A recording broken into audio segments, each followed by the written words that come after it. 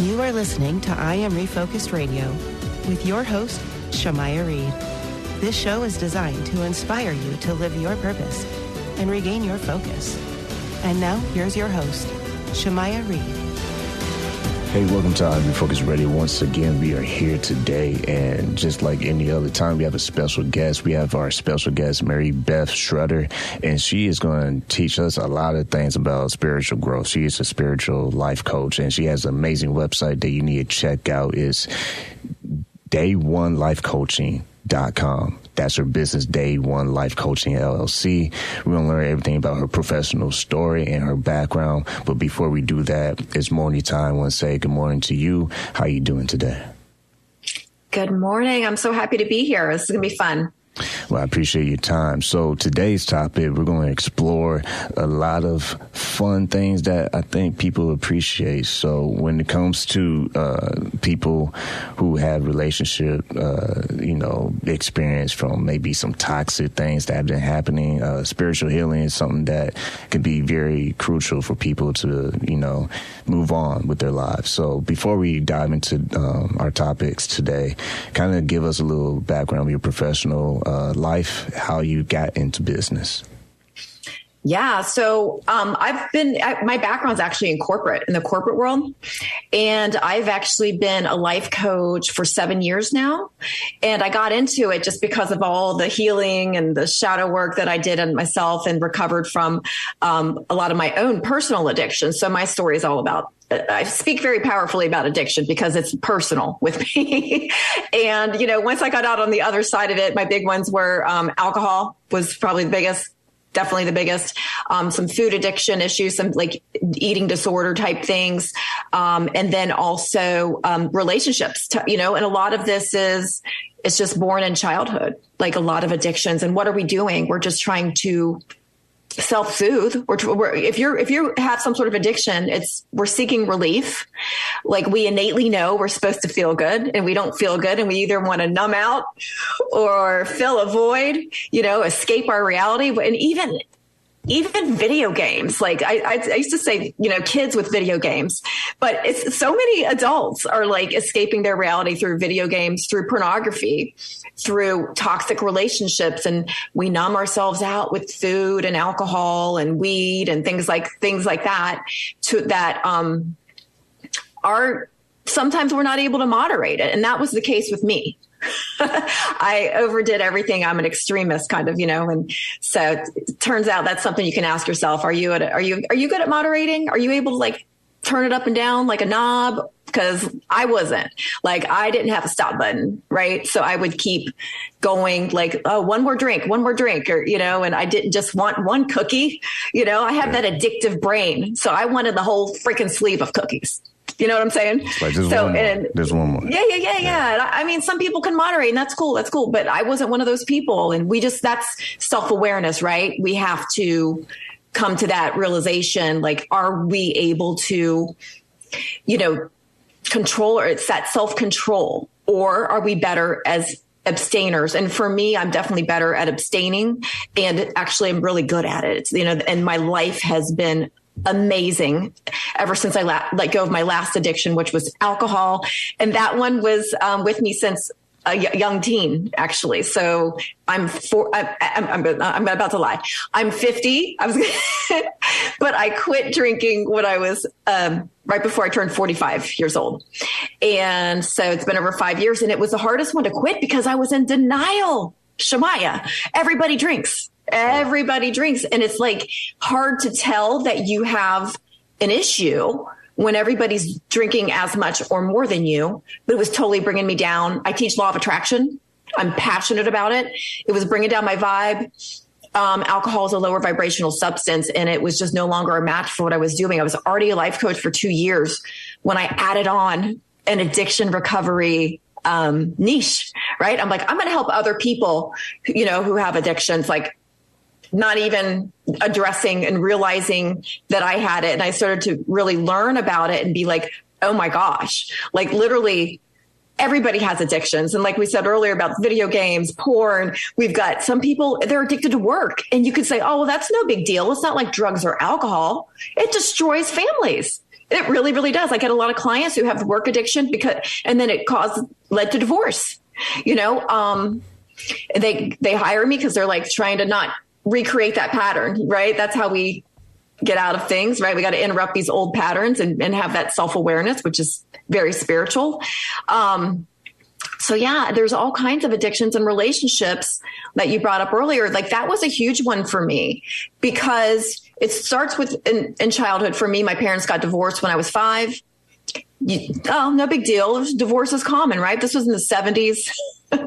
And life was different in the 70s. I know your audience is younger, but like we didn't have therapy, you know, we didn't have any, like it was just nobody talked about it. It was just like suddenly my dad was gone. And then I start panicking as a 5-year-old, like I didn't know parents could leave. If my dad can leave, my mom can leave too. So that causes anxiety. And I think, you know, just that's where the self-soothing kind of strategy, the tactics and the techniques that we start to use started. That's where it's with that abandonment wound. And you know, I didn't feel good. I was anxious. So then I had my first drink. This is crazy at 11 years old. But I was on vacation with a girlfriend of mine and her parents kind of were lenient and had like all kinds of alcohol sitting on the counter of the condo. And we were just like, you know, I was a brat. I admit it. I was a brat, you know, I was a bad kid. And we just were like, let's get into it. Made some concoctions. But I can tell you, Shamaya, what I felt was relief for the first time in my life because I just always had this anxiety. And like, I never had that safe feeling. And I was like, oh my gosh, this is the answer to all of my problems right here. And that's a red flag. You know, and I did a lot of stupid stuff now I didn't become a regular drinker. I'll add that until I was 14. I couldn't get my hands on it at 11. Right.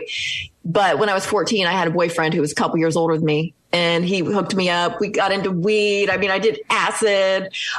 We did ecstasy. You know, this was like everybody, like in my mind, everybody was doing this. Like I didn't really know any straight people that we called them. And I had some bad influences around me. So the one that really stuck though into adulthood was the alcohol. And then that led to making bad decisions with relationships to bring that back. Because when you're drinking and you're dating, you don't have great judgment. You've got clouded judgment. Okay. And people seem fun and they might seem like a match even when they're not, because like I was a fun drinker, you know, so that's also what made it hard to tell I had an issue because I wasn't like really doing anything so horrible. Like I was having fun. Everybody liked hanging out with me. I wasn't pissing everybody off all the time. It happened now and then, of course, but for the most part, people were like, invite Mary Beth. She's a blast. And I was probably the bad influence on everybody, the one keeping everyone out too late. Right. But yeah, so when we date, we really don't want that clouded judgment. And like what I tell my clients now, because most people are having a struggle in this modern dating world where everyone's swiping and you're just like it's like looking through a catalog, right? And by the way, dating apps in and of themselves can turn into a huge addiction, just like scrolling on your phone on Instagram or whatever social media app addiction. You know, there's a scrolling addiction that's huge and people waste hours of their day. And so it is a big deal. You got to catch yourself in that. Even I will catch myself, you know, because I have to use my phone for work. Right. And I got to put my phone in a different room. You know, I just have to. But when you're dating these days and you're drinking on the first date, you're not asking the right questions. You know, we really need to vet these people. So you're not wasting their time or your time either. Right. So we got to ask questions. Like I have an acronym for LOVE, which is L is for lifestyle. On our first date, we don't want to wait. We want to ask questions about these important things about lifestyle, because these things do matter later down the road. You know, it doesn't matter if you're in a chemical haze and you're like super attracted to somebody. That's not enough to keep things going. The O in love stands for open heart. So we want to ask questions to make sure that person is open to the same thing you're open to. Are they emotionally available? Are they looking for something casual or something? And that's fine if they are, as long as you are too. But if you want long-term and they're looking for cash, that's not a good match. So you got to ask questions. V is for values. we got to ask like about somebody's values. That's the biggest one. If they have different values than you, that is going to show up big time later down the road. You know, you want to make sure you're on the same page with values. And then E is for expectations, right? So expectations, and that could be like your audience is younger. Like, hey, do you want kids? Like if you don't want kids and I do, that's a problem. Expectations can even be like, where do you want to live later down the road? Like, cause you don't want to marry someone if they have a completely different idea, like, oh, I'm going to retire on the beach. Really? I want to retire in the mountains or in the countries, you know, like I don't want to be at the beach, you know, so I hate hot weather or I hate cold weather. You know, these are like really important conversations to have up front because later down the road, it's going to inevitably be a problem. And when we're drinking alcohol, we're not doing that. We're just shooting the shit with people, right? Like just like, hey, you look good. I look good. And people are jumping into bed within the first 3 dates, you know, like with my clients, when I tell them just at least the first 3 days, I'm not trying to tell anyone they have to quit drinking, for permanently, but you know, maybe the first 3 dates, build that foundation and try to do 3 dates sober. And I know it's fun. I know it's a social lubricant and I know it's hard to date without it. But if you're having problems and you keep attracting the wrong people, this could be a big reason why. Are you jumping into bed with someone in 3 dates? I hate to break it to you, but you're having sex with strangers. And then you're wondering, why didn't that work out? You know, well, you didn't know the person, sweetie, you know, and that is why it didn't work out because you're not building that foundation. You just have a foundation of at least friendship, you know, before you jump into bed with somebody. And it's interesting that that's even looked at as a problem or something weird to do, to get to know somebody first. I mean, we've got people out there, you know, having sex, like, honestly, I have a lot of male clients who have told me that they don't feel the need for like prostitution or anything is even there anymore because they can get on a dating site and a lot of people are having sex on their first dates. You know, they're getting, and I think if you remove that alcohol component, I think a lot less is going to happen, you know, because you're going to be a sober mind. You're not going to be it's not going to be so easy to jump into bed with somebody. So that's the first place that I would say to fix things so you don't end up with the wrong person or, you know, in long term, like you're drinking for the first 3 months of a relationship every time you're together. And then when you don't drink and you're like, wait a minute, I don't even like this person when I'm sober. It's like two different things, right? Because we can tolerate a lot of stuff because alcohol dumps down our brain and we can think things are fun that aren't really fun to us when we're sober. So that's why it's huge. That changes people's lives. And the other thing with toxic relationships, that starts in childhood too. Like my dad was emotionally absent, physically absent. So like for me, like until I went through my shadow work, and shadow work for anyone listening is really going over those old subconscious patterns, like bringing them to your conscious mind. It's all about accepting those rejected parts of ourselves that we're trying to shove down, maybe through addiction and things like that. And that was certainly the case with me. So like, what are we attracted to later in life? Well, we are attracted to a lot of those things from our childhood. It's familiar. It feels good. And we also go into dating with this mindset of, I'm going to get it right this time. This is familiar, this emotional absence, but I can change it. I can change it. We're going to get it right. I can fix this. And that's not necessarily, rarely ever the case. You know, we really just want to fight because that's kind of like your bite matches my wound situation. You don't want someone who is just that repeating pattern. We want to interrupt these patterns. And so when we're sober, we definitely are going to be much better at recognizing red flags and staying away from them, staying out of it, because I was certainly attracted to toxic people because that's what I was used to. A lot of people, a lot of your listeners, this is like huge with my clientele. People get addicted to drama in relationships. Okay. That has the same effect on the brain that drugs and alcohol do. You get the dopamine hits, right?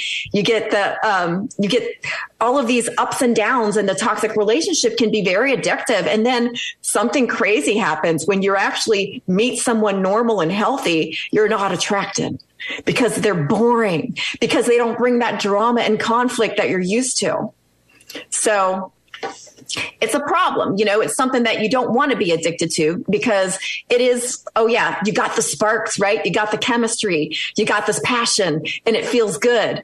But you got the crazy up and down, but you also got the instability and the abuse, a lot of times, verbal, mental, spiritual abuse, right? And so these things come along with it. And even though you've got the sparks and the chemistry, you can build that in a healthy relationship too.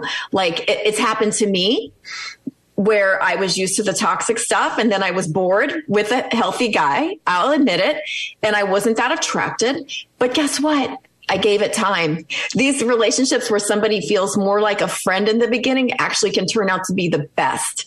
And it can change to where you do fall in love, and then the tables are turned and you do have the chemistry. So I want to say, if you have a history of toxic relationships, then you probably, when you feel that spark, when you feel that's familiar, that's going to be someone you want to probably run from. That's going to be a red flag if your history is toxic. Okay. If you have a history of healthy relationships and you feel sparks, that's different. That's just you feeling sparks because you're attracted to that person. But if your history is toxic, dramatic relationships and you feel sparks right away, we feel that energetically. I'm the law of attraction teacher. We feel that. And it's subconscious levels that we might not even recognize at first, but it is there. And when I feel, so like for me, when I feel that immediate, this, passion, that's a bad sign for me. And I step back. I don't run. I'll ask a lot of questions and make sure, but 10 out of 10 times it's been okay. Thank God that I didn't jump into anything with this person because they were showing these toxic patterns of behavior. And I know what questions to ask to vet people, things like that. So I avoid that now. But back in my past, I would have jumped right in. Right. So it's really about asking the right questions, keeping a sober mind, because we don't want that unpredictable behavior, not someone that we're going to be serious long-term with. I mean, if you have a friends with benefits situation and that's what you want, that's different, but just understand if you really are attracted to someone that way, and you might end up falling for that person. And then that can become toxic, even though in the beginning you're like, oh no, I'm not going to, he's just a friend with benefits or she's just a friend with benefits. But one or the other, if you're both attractive people, it could happen and someone's going to get hurt. Yeah. So did I answer definitely, your question? You definitely and more? Yeah, you definitely answered that and more. Once again, listen on Refocus Radio and watching Refocus TV, watching Refocus Network, talking to our guest, Mary Beth Schrudder, and go to her website, day1lifecoaching.com. She's the founder CEO of Day One Life Coaching, LLC. When you talk about breaking patterns, I think that's key, and that's very important to talk about, because say you are someone who is toxic, but maybe you're toxic because of previous experiences. So it's probably one way of you just protecting yourself. How do you kind of have a good habit to say, oh, here comes that same old pattern. Let me try to adjust my ways so I don't keep going down the spiral, same path? Yeah. Some people need therapy, some people, because it's really the hardest thing for us to see as ourselves. Some people need a coach. Some people need someone who's already been through it. So like a mentor, and like, if you can't afford a coach or anything like that, get on podcasts. There's a lot of free podcasts like yours that teach this thing. And there's a lot of people who give a lot of information out. I will tell you, it's harder to piece things together that way. And you want the thing that I offer that is the most helpful is one-on-one coaching. I do offer group coaching, but I can tell you, it's really like you want someone who's able to catch you, because at first it's the hardest thing for us to see is ourselves. It's hard. We could see other people more than ourselves. That's true for all of us. So it is good to have someone one-on-one. Like I can catch my clients very easily. I'm an intuitive coach, so I can read people really well and catch things that they can't see. They're like, oh my gosh, and it's like, getting a coach is like taking a quantum leap instead of just little baby steps to your goals, right? And healing, because a lot of that's just, it's like, that's what I became, what I needed. That's what I did in life, is I became exactly what I needed, that I didn't have. And I pieced it all together and spent way too many years, doing this work that now I can easily teach, right? But it's only because I've been through it all. And so it really is. It's not the easiest thing, especially doing shadow work, because it is kind of looking at all the parts, like I called it earlier, these parts that we've rejected and shoved down. But we, even though I teach law of attraction, Shamaya, I am not a positive vibes only person. Opposite. Like those feelings are there for a reason. They're there for our guidance. We need to feel our feelings, and they're telling us what next step to take. So don't shove them down. Like that's what I did for years. Shove down those feelings. Those emotions are indicators.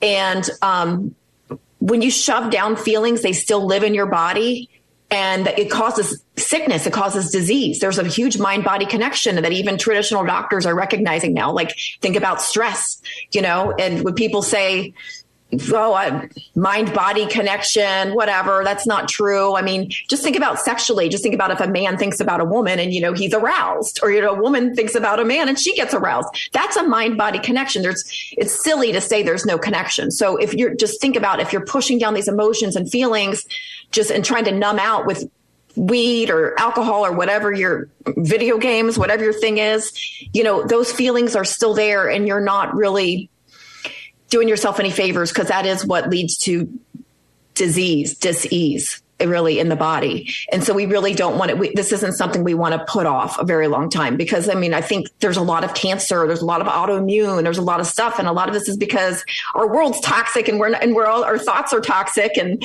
that's kind of what I feel like I do, is I help people detox their lives in all areas, physically, mentally, spiritually, all the things. And it's just so important these days. But yeah, we can't change anything that we don't acknowledge. Okay. So we can't change any of these patterns unless we just can see it. So sometimes people are very self-aware and self-reflective, and sometimes we need help, and it's okay to ask for help. And there's a lot of books, there's podcasts, like I said, follow people on social media that have been through things that you need to go through. If you don't think coaching's right for you, there's a lot of free resources out there. We discussed earlier about the scroll effect, how that can be addictive as well. But also, when people deal with stress, sometimes they can eat the problems away, or they just... They have a lifestyle where they just have unhealthy eating habits as well, where it can be a lot more junk food than normal. What's some of the things you've been able to see, not maybe just with clients, but maybe personally, that you have to catch and say, whoa, like that's like 3 bags of cookies. I need to slow down. Yeah, there's a pause, right? Like you just kind of said, like when we get the idea to have the cookie or the donut or whatever it might be, and we got to pause. And like with me, I've been diagnosed with OCD, ADHD, anxiety and depression, all of these things. You can tell my brain works really fast. I'm a very compulsive, impulsive person, but I'm not on any medication. So I'm not telling anyone to get off their medication, by the way, but I'm saying a lot of these so-called diagnoses are because no one ever taught us how to manage our emotions. No one ever taught us how to really be in the present moment. And a lot of the stuffing down our feelings is like because we haven't dealt with the stuff. And so because I went through that healing process that I teach, the spiritual recovery, it had to be spiritual for me. Regular programs didn't work. I needed that spiritual element. And that's why I teach it, is because that's what worked for me. Law of attraction, all of these techniques are how I help other people. But yeah, it's like when you get that thought, that doesn't mean you just need to be impulsive with it. It's taking that break and counting to 10, whatever works for you, whatever you need to do, thinking about, like, you might feel really good in the moment, but how am I going to feel after, like, because I have these goals, we got to make our goals our priority. And a lot of people try to rely on motivation. And I'm going to tell you what, you cannot rely on motivation. Motivation is crap. Like, it's up and down. It's up and down. Like I do videos like this all the time, like on social media. Like I'll be like, okay, like I'm at the gym. I did not 0% did I want to be here. 0%. It's like cold and dark. This is just when I did the other night. It's like 5:30 and it's already dark and cold here where I am in Cincinnati, and I did not want to go. It's, but I went. We got to rely on commitment and discipline. We got to keep remembering our goals. Okay. Because motivation's crap. even Olympic athletes aren't motivated to do stuff every day, but they rely on discipline and commitment. And like, even with when you're hiring a coach, you have to at least be committed that you want to make these changes, because if you're just like motivated that day and you're like, oh, it's going to be fun to hire a coach, that's not going to be a good client for me, because I can't be with you 24/7 to keep you that way. Right. So yeah, it's commitment, it's discipline, it's wanting your goals more than you want that temporary, very temporary satisfaction of the donut and the alcohol, because that's like what happened with me with alcohol. Like I started to realize, like, number one, it was just a habit that went awry. That's what addiction is. It's a habit that goes awry. And don't make it like this huge thing that is like taking over your life. The bigger you make it like, oh my gosh, this monster in my life, the harder it's going to be to heal. Like really, our mind is so powerful. We are powerful creators. We have so much more control over our lives than we give ourselves credit for. And that's like all that law of attraction stuff. Like everything's energy, you guys. This isn't a religion. This is science. This is science. Everything vibrates. We are vibrational beings. We are electromagnetic beings. We're always attracting, and you can't turn it off just because you don't believe in it. That's like saying, well, I don't believe in the universal law of gravity. I'm just going to not apply that today. Like it doesn't matter if you believe in it. It's happening. And that's the same way with the law of attraction. It's a universal law. Like attracts like. And there's a lot of misconceptions out there, which is why I love to teach it. I love to teach it because we're always attracting and we're just doing it by default. So it's best to get on board, believe in it, and start deliberately creating your life. Start putting intention out there. And it's not just going to flow to you just because you're thinking positive thoughts. It's intention. It's attraction by action. Like there is no law of attraction without taking action. You can't just sit around on a freaking meditation cushion and think positive thoughts and think things are going to flow to you. That's not how it works. There's always action involved. Like anything that we create, anything you look around, that was once just an idea in somebody's head, right? It didn't get here by not taking action. And, there's still going to be like a lot of people think, oh, I can high vibe my way out of bad things happening. I hate to break it to you, but this is life. Life is supposed to be contrast. We're supposed to there is duality here. There is polarity. And that's how we learn. We learn through that stuff. It's designed that way. This 3D reality we're in is designed to have contrast. Now, what does change when you high vibe is your relationship to that contrast, your relationship to what happens, like when something negative that you don't desire, that you don't prefer shows up in your life. How are you going to react? That's what changes when you high vibe.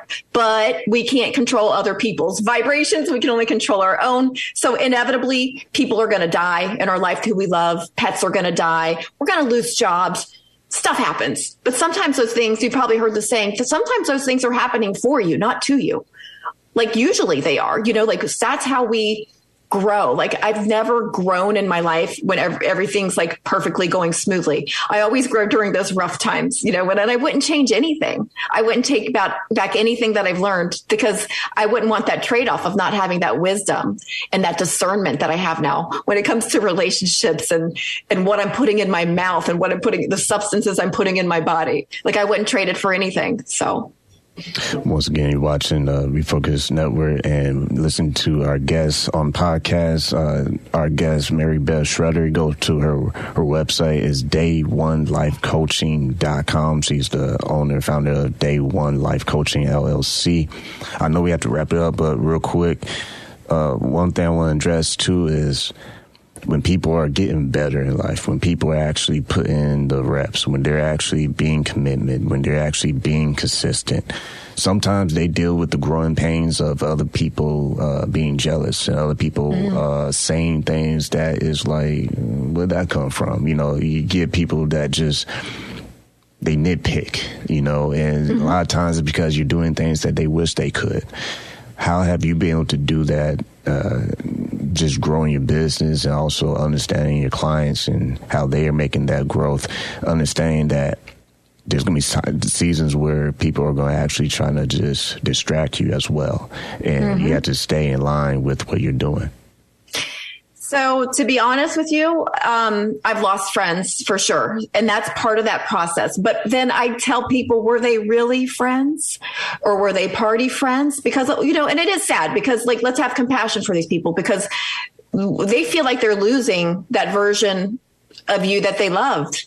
they don't want it. Like, they might not have the same goals. Like, I have friends who still drink that stayed my friends, and they're fine with it. And they're like, oh, you're still fun. We still like go out and stuff. And then I have friends who, what I am to them is like a mirror of something they couldn't do themselves. Right. So I'm a bad reminder, and we just vibrated away from each other. And I think it's okay. And I think that's something a lot of people need to hear is, it's okay when people vibrate out of your life. And that's literally what I call it. That's what we're doing. It's not mean. It just means we're no longer a vibrational match with that person.